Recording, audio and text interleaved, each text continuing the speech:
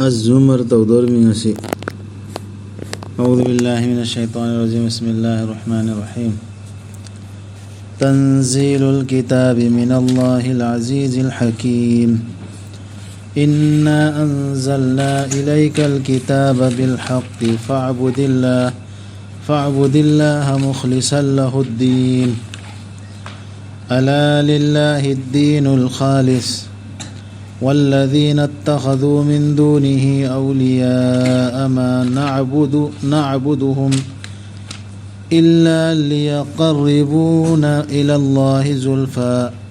إن الله يحكم بينهم فيما هم فيه يختلفون إن الله لا يهدي من هو كاذب كفار. لو أراد الله أن يتخذ ولدا لاصطفى مما يخلق ما يشاء سبحانه هو الله الوالد القهار واحد القهار. خلق السماوات والأرض بالحق يكور الليل على النهار يكور النهار على الليل وسخر الشمس والقمر كل يجري لأجل مسمى ألا هو العزيز الغفار. لايك أسيد هذا برقل بسي الله تاجني بانجل بدو أسين بدو تسيغنا مك أيكوينا هذه الله نتهذا بي هذا كبني نعون دا لايك تو ومحمد صلى الله عليه وسلم أجمع بقول ويننا أدونا لا لو الله بو مانغون دا ثموي سيغنا دهرم دا رسول الله ني هاي رسي देखो तो स्वाह खंगल लिमनत्र से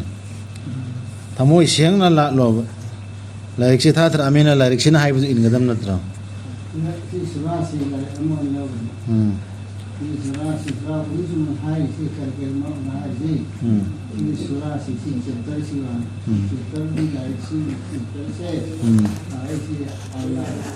Allah yana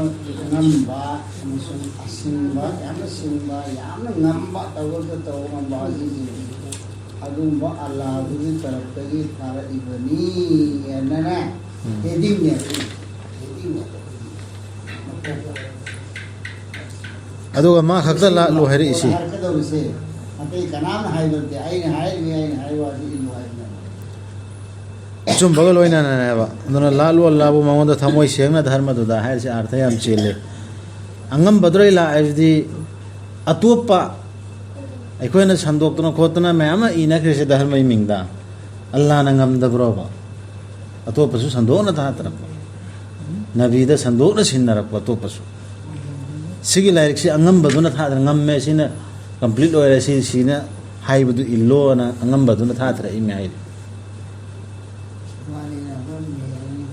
येंगो धर्म दो अदुन थमोई सेंगना अल्लाह खक्ता लालो येंगो धर्म दो पुमसेंग सेंगदा बनी अल्लाह दा इखन थगदा में सुनबाया सिंसी अल्लाह खक्ता ना हाइब दुनिया धर्म इस्लाम है से अचुंब धर्म है से थमोई सेंगदा बनी अल्लाह दा अदुबु मा बु थमलगा अतोप बु गाक सेन बिबसिंग ओइना लौबसिंग दुना हाई एखोइना लाटपनते मखोइबु मखोइना एखोइबु अल्लाह के मना नकना पुसिन बिना बनत्तना एखोइ लाते हाइद्रो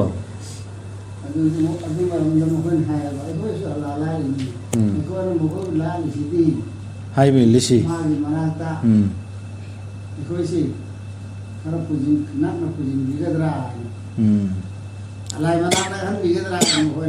लोइना सुमाइना high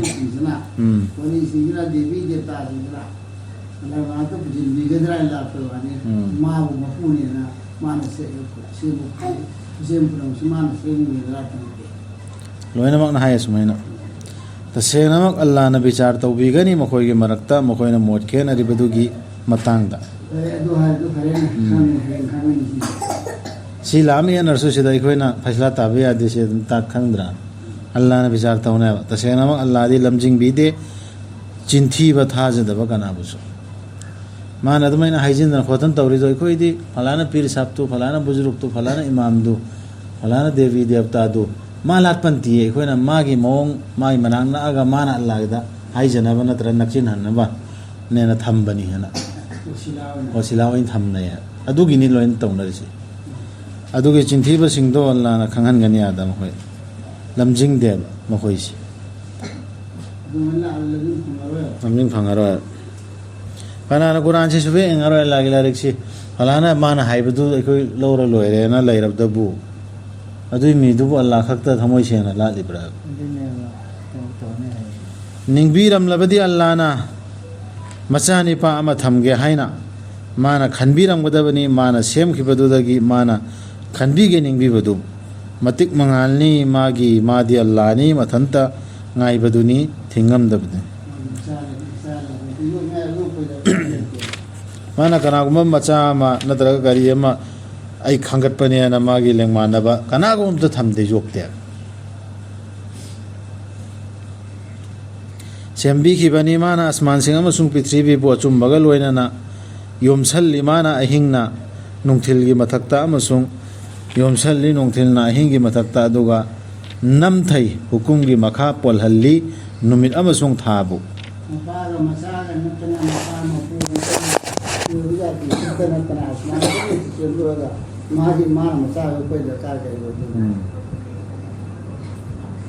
pumna makna tauduna chatli kakhiba matam amagidamak yengo made pangal baduni matam chuppagi ngakpi haibduni si pumba जब चाब नियम दा अचुम्बगा लोइना सेमदना अल्लाहना माय हुकुमगी मखादा थमखरेबा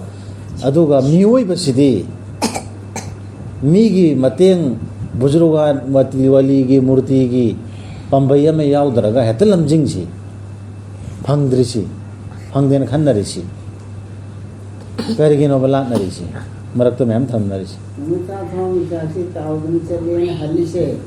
ये दिली के आते से साइंटिफिक आर्टने वाले इसी की याद रही आर्टा में लोग अदुम सबक चाहता था ना वो सबक चाहता था ना अदुम ले जारी हो ले ये दिली ये पता आरंभ में तम भावा ले अजली मुसम्मा कक्खिवा लेपु मत मामा खंग मत मामा क्या मनी फुगी दो दुबुनी हासी अभी मत भावी तगी लेबा नि खास समझाना मा ने तो दले जो आई तो है को मत दो तावेन हलसी है लोई ताव दले सेम्बी की बनी माना अल्लाह ना नखोइबु थवाय अमा खक्तदगी अदुगी तुंगदा सेम्बी की माना मदुदगी मागी लोइनबी अदुगा थादबिरखी माना नखोइगी दमक सजिक चाबा युमसा जोरा निपाल सेम्बी बनी माना नखोइबु नखोइगी नमा सिंगी गर्भ सिंगी मनुंगदा खुसेम अमगी मतुंगदा खुसेम अमदा अमंबगी उखल अहुमगी मनुंगदा मदुनी अल्लाह हाइबदु नखोइगी रब्तु मागिनी लैंगाक शासन हाइबदु लैतबनी लाय अमत्तमा नत्तना अदु ओइरबदी करमना नखोइबु थैदोक हल्लिबना अल्लाह न थाइबा लारिक सिदगी अल्लाह खक्ता लार कदब सरिक थैदो हल्लिसी कर महीना नो बसी बुम बजा लोइन तौरा अदुक साथी करबा पोरे खोना ngakpada khanbada miyo ban ngakpada bang haktane wala an tawrisi aduga amakka lam ha तो खलो हम साइंटिफिकली आया ने खलो हम पढ़ता होंगे मनोंगा अंगांग गर्भ लई बदु है मामा खलो मनोंगा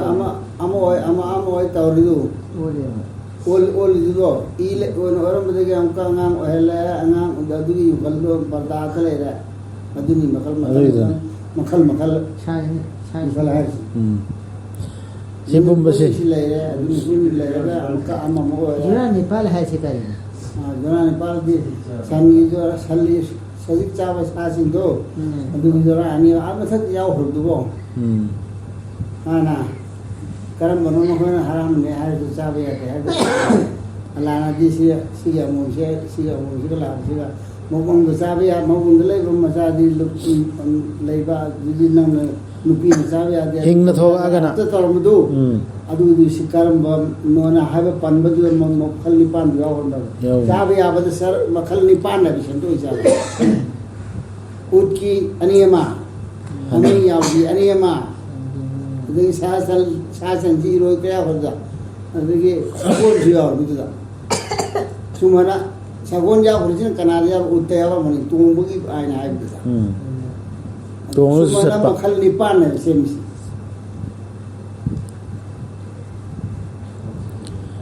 सी पुंबसे तौरा मतुंग दा खोइना अमकै थैदु इसी लारिखिदगी अल्लाह के आयात सिंग छिरै थैदु हलिसि कम करिना नो हाय अल्लाह अदुबो नखोइना थाजद्रबदी तसेंगनमक अल्लाह दी निंग तंबनी नखोइदगी आइदे करीम त दरकार लैतबदु थाजद्रगा अल्लाह द मांगवा माना पामदे मागी मनाई सिंगना थाजदबसि पामदे अदुबो सिकोफसि पामदे अदुबो नखोइना तौबीमल खंगलबदी पामदबे पामबी दे बना कोइ दम को कुफुर तबसि कायदा भाइबसि अदु फक्की वाने अदु मावंद नखोइना थाजद्रगा मावंद को मांगदे ने मादी अदुबु नखोइना तौबीमल खंगलबदी माना पेनबी मधुबु नखोइगी दमक पोलुम सिंग पुबा अमतन पुरोय अतोपा अमगी पोलुम अमन अमगी कनाम पुनरोय गो हाइबी गॉड नंगी दबदा हाइबी वाने सोदर तुम सो इगोन करि मांग दो हाइब दो तुम मने केला अदुगी तुंगदा नखोइगी रप्ता नखोइगी हनफमनी अदुगा माना पाउ पिबिगनी नखोइदा नखोइना तौखिबदुगी तसेनमक मादी खंगबनी थबाक सिंगदा यावबदु अल्लाह ने विचार तौबीगनी अल्लाह ने पाउ पीगनी से तुम तोइन यावबनी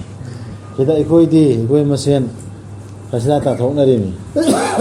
सिना का फिर के ग्रुप नी सिना करीगी ग्रुप नी सिना सुन्नत अहले सुन्नत वल जमात है अहले सुन्नत वल जमात के ग्रुप नी लोना लेवल नप नदरा सोकलबा मतमदा मियोय बबु अवा अनाना माना कौजरगी मागी रप्ता निंगमदना उनसंजदुना मंगोंदा अदुगी तुंगदा माना पिबीरब मतमदा मंगोंदा थौजाल अमा मंगोंदगी अल्लाहदगी माना कौथोगी माना कौजखिबदु मंगोंदा अदुगी मधुगी मांगदा अदुगा पुथोरगी अल्लाहगी लंबासिंग मीबुलाना लमजिंगनबा मागी लंबीदगी अयोंदा पठान से पार बइनु आइगे इन तौदई ने दुनिया जाने बुतानी तौरेबा अदो हायगा मी मयाम सो ओ मागी अदु याम वाना सुबनी है अदु तौबनी काबर जाम तौबनी अदु ने मी सिंदु मिसलाना चले हायु नुंगाई जहोरो नंगी थाजदबदुदा मतम खरा तसेंगनमक नंगदी मैदा लैगिदब सिंगदगिनी नत्रगा कनागुंबा भक्ति लैना हाइबा इंजरिबा अहिंगी पुंजा सिंग सजदा तौजदुना अमदी लेपचदुना नमाजदा अखेरत पुकी जदुना अमदी असा तौजदुना मागी रब की मिनुंसी महाक अदुगा मानगदरा अदुमना तौदबा अमगा हायु मानबरा अखंग सिंगा खंगदब सिंगा खंथबनी सुपनगी बुद्धि लैब सिंगतना अखंग सिंगतना बुद्धि लैब सिंगतना इल्मा फंग सिंगो अदुतना खंथया इदा याम लुबा तामा मन यावले खुरा खुरा लो खुरा सदा तामा नवासोना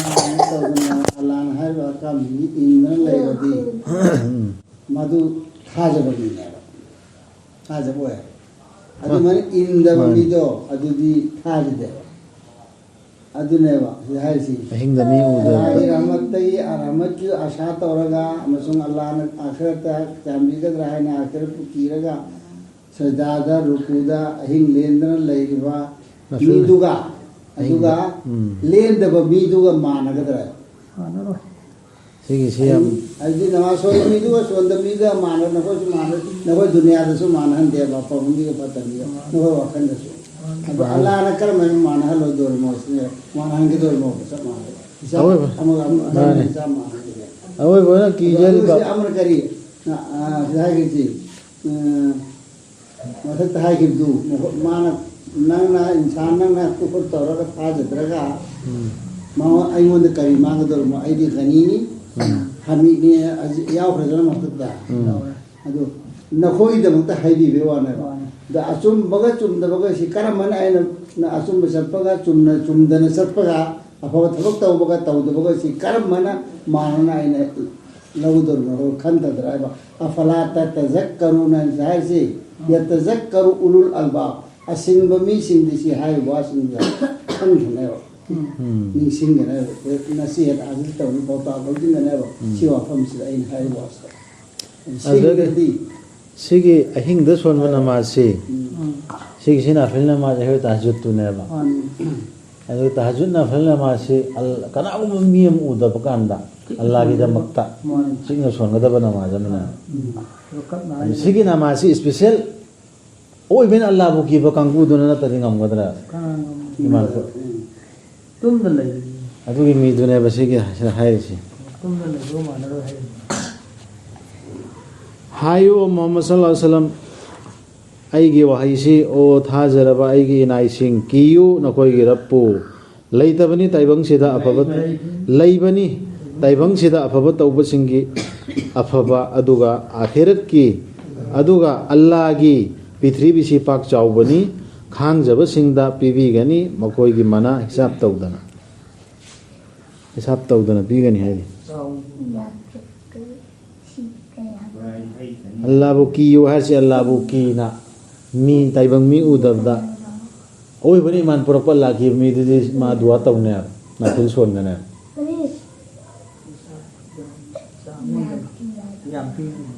हायो तसेनमक ऐंगोंदा हुकुम तौबीरे अल्लाह बुल्ला नबा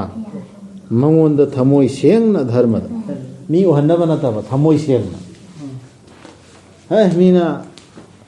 तौनब मयाम तौनरी अना तौबदु नतबा थमोय अवोइबा कीना सेंगना सी तौनबा ऐंगोंदा हुकुम तौरे हायो तो आमनेबा कोई ला ऐसा तो न कोई तगी वारते बना हरी ऐसा तो है सिगी आया अदुम तौरिसिने वाइसो तेना ने रसूलना हिंगदा मखोंग पोंग खतोंग फै लेपेन हदीसता लेदना अदुगी ने आइने तौरिसि नेबा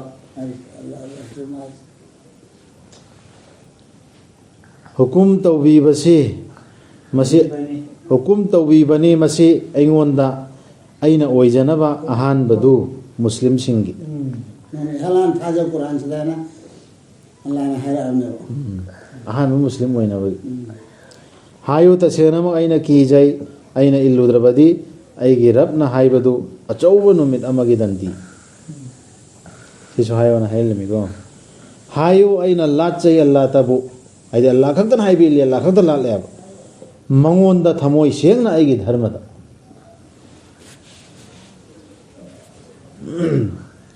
अदुना लालु नखोयसु नखोयना निंगजबदु माबु थमलगा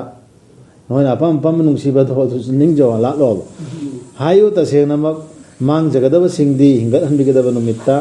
मसा मांग जब सिंग अमसुंग मखोयगी इमुंग मनुंग सिंगबु मांग जब सिंग अदुनी येंगु तो वो फोन दिया तो मन ताने बा